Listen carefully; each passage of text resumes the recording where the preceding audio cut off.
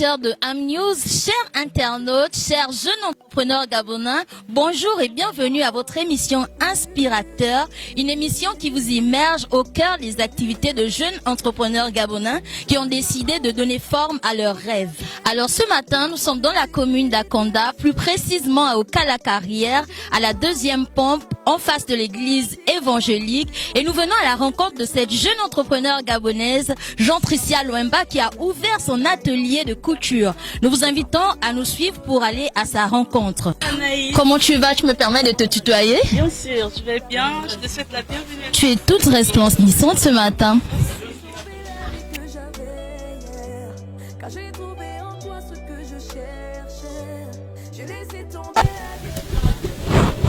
Alors, comme je le disais, alors que je me refaisais une beauté, je suis tombée sur cette magnifique robe.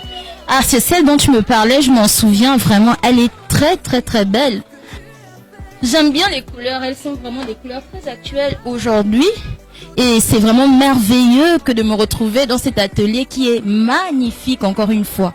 Ok, alors Jean-Tricia, nous sommes heureux, comme on le disait à l'entame, d'être au milieu de vous, voilà, dans votre structure. Et puis d'entrée de jeu, on aimerait poser la question à Jean-Tricia. Si on te posait la question, qui est Jean-Tricia? Qu'est-ce que tu pourrais nous répondre? Alors, Jean-Tricia est une jeune dame, voilà, passionnée de mode, de tout ce qui est beau, déterminée dans la vie à atteindre ses rêves. Et j'en ai beaucoup, donc j'ai commencé à les atteindre.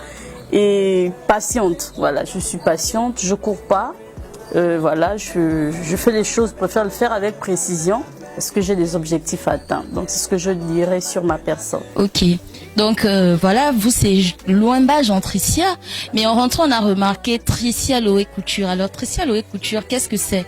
Alors Tricia Loé Couture, voilà, qui vient effectivement de Loemba Jean-Tricia, voilà, est un atelier de couture professionnelle. Voilà, qui a vu jour il y a quelques temps.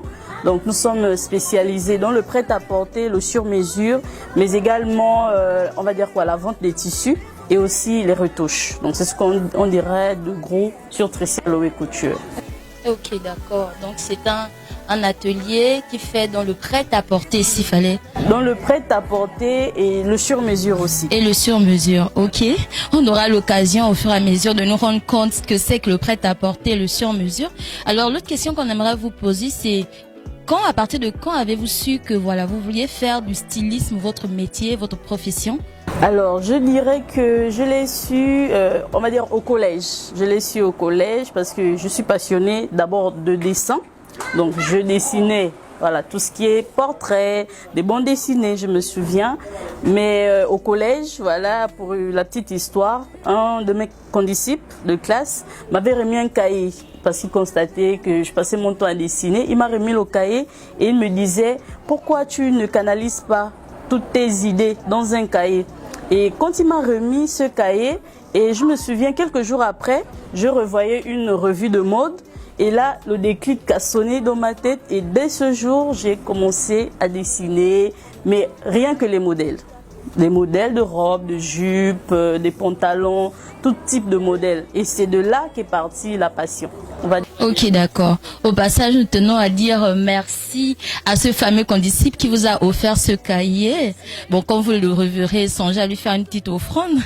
Voilà. Et maintenant, la question que nous, on se pose, par exemple, c'est est-ce qu'on peut avoir en quelques minutes ton parcours? Quel a été ton parcours professionnel, par exemple? Si tu en as eu un parcours académique, voilà.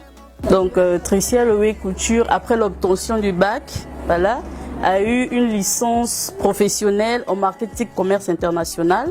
Et après, on va dire quoi? Ça, c'était parce que les parents le voulaient, ils ont insisté dessus, que si tu veux réaliser tes rêves, nous voulons quand même un diplôme.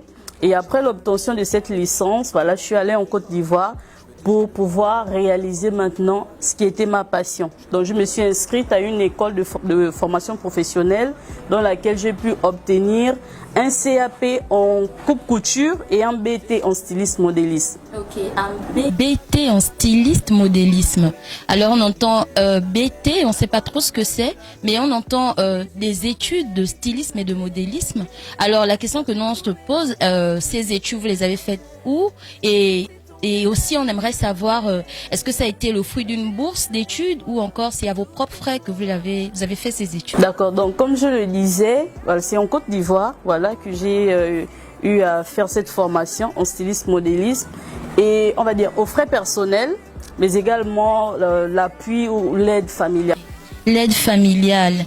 Alors, l'autre question qui nous vient à l'esprit, c'est, on aimerait, en nous immergeant un peu plus au cœur de votre activité, quelles sont les étapes, par exemple, pour faire de la production de vêtements? Quelles sont les étapes, voilà, de manière générale? Alors, donc, là, on va dire qu'on se met sur le prêt-à-porter. Donc, le prêt-à-porter, les étapes de la réalisation du modèle. On va dire, il y a d'abord la création du modèle. Donc, on crée le modèle avec tout ce qu'il faut. Et après la création du modèle, on fait une description du modèle.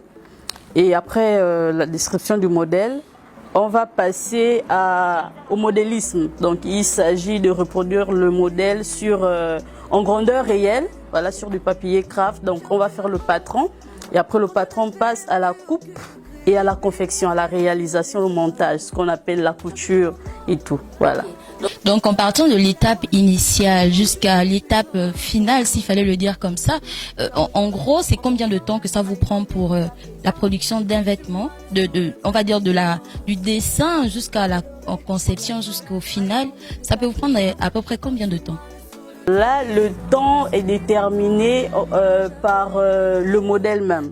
Parce que, on va dire quoi, il y a des modèles assez simples qui peuvent nous prendre, on va dire, du dessin à la matérialisation, peut-être 2 jours. Et d'autres, on peut aller jusqu'à 1 semaine et un peu plus. Ok. 1 semaine, un peu plus. Alors ça demande donc extrêmement de temps pour certains modèles. Ben, si je voulais faire coudre une robe de mariée, vous pensez que vous êtes capable de le faire? Ça vous prendra à peu près combien de temps? Robe de mariée et coutumier, voilà. Et coutumier, là encore, ça dépend de la complexité du modèle. Sinon, on est juste, on va dire quoi? Ça peut aller de 4 à 1 semaine pour la. Ok. D'accord. Alors l'autre question qui nous vient encore une fois à l'esprit, parce que nous en avons tellement à l'esprit maintenant que nous vous entendons parler. Alors on aimerait savoir, en tant que propriétaire d'une structure, on peut dire que vous êtes en quelque sorte le boss de Tracy Aloé Couture. Alors quelles sont les difficultés que vous rencontrez au quotidien en tant que boss?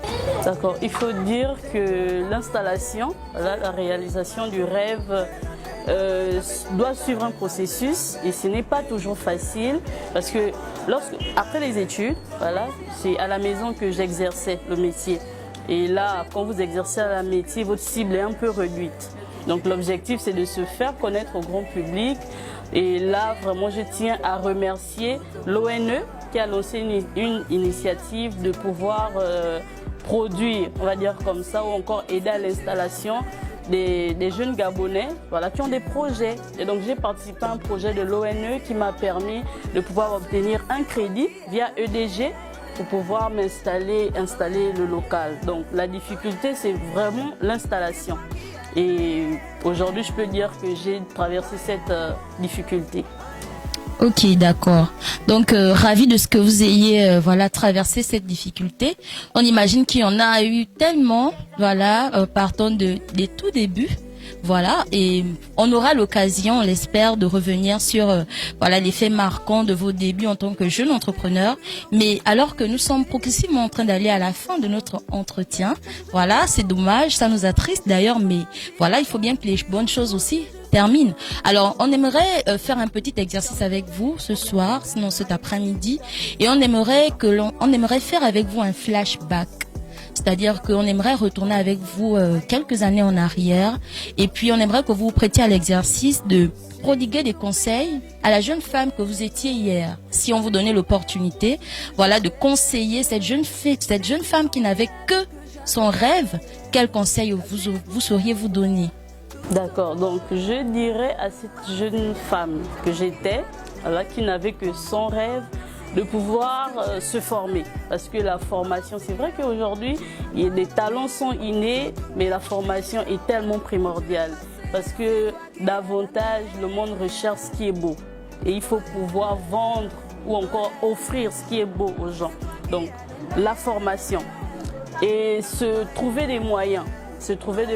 Parce que la société n'est pas toujours prête à soutenir ou encore à encourager des personnes en griffe qui sortent un peu du cadre des études scolaires, du parcours normal. Donc il faut se donner des moyens. Il faut créer peut-être d'autres activités à gauche, à droite pour vous permettre, vous, focus, de pouvoir réaliser vos rêves. Donc c'est ce que je peux dire à cette jeune dame que j'étais il y a quelques années en arrière. Ok, alors c'était un exercice qui engageait Jean Tricia aujourd'hui, mais en quelque sorte c'est un conseil qu'elle donne à tous les jeunes et futurs entrepreneurs, et c'est l'occasion pour elle de leur dire qu'il faut se battre pour ses rêves, il faut oser entreprendre, parce que si elle avait pas fait aujourd'hui, on ne serait pas aujourd'hui dans son atelier de couture. Alors n'ayez pas peur de vos rêves, mais au contraire, lancez-vous. Donnez-vous les moyens, comme elle a signifié tout à l'heure, donnez-vous les moyens d'atteindre vos rêves, et croyez-moi, si vous le faites avec beaucoup de discipline, on le croit, vous aussi, on viendra vous rencontrer dans votre structure et nous serons justement heureux de le partager avec le reste du monde.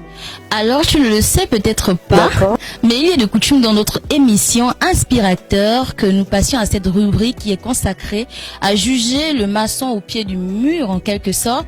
Et donc nous voulons passer à cette rubrique avec toi. Alors retrouvons-nous juste après.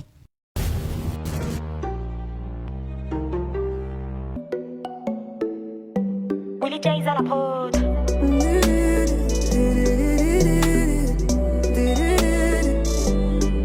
Chanter ma honte quand je n'avais plus aucune crédibilité aux yeux des hommes. J'ai changé mon nom et je fais partie de la royauté. Aujourd'hui je suis ton enfant. Tu as redoré en blason, m'a inondé de ta présence. Je porte sur moi le sceau de ta puissance. Tu as redoré en blason, m'a inondé de ta présence. Je porte sur moi le sceau de ta puissance. J'ai laissé tomber la vie que j'avais hier, car j'ai trouvé en toi ce que je cherchais. J'ai laissé tomber la vie que j'avais hier, car j'ai trouvé en toi, tout en toi. Oh Seigneur, c'est toi qui as donné. Alors nous sommes de retour sur notre plateau. Nous avons été émerveillés par les collections de Tricia Loé Couture. Alors des collections qui ont mis en valeur des tout petits aux plus adultes. Alors nous sommes fiers d'avoir pu participer à cette occasion et à cette, on va dire, à ce petit défilé. Nous sommes très heureux. Alors Tricia Loé, nous sommes vraiment émerveillés par l'ampleur de la tâche et de tout ce que vous faites. Voilà, nous sommes vraiment émerveillés.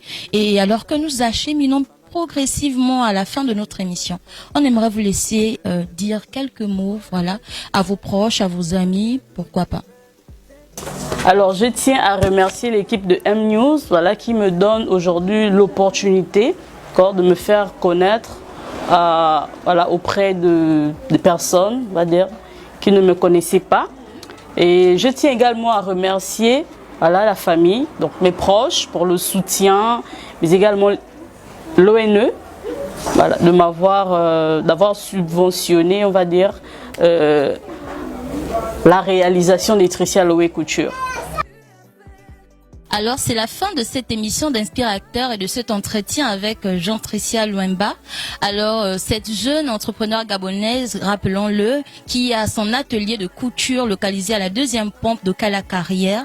Nous nous donnons rendez-vous pour le prochain numéro d'Inspirateur avec une nouvelle personne, un nouveau entrepreneur qui aura certainement, comme Tricia Loé, développé son activité et que l'on sera fier de vous présenter. Sur ce, nous vous disons au revoir et que Dieu vous bénisse.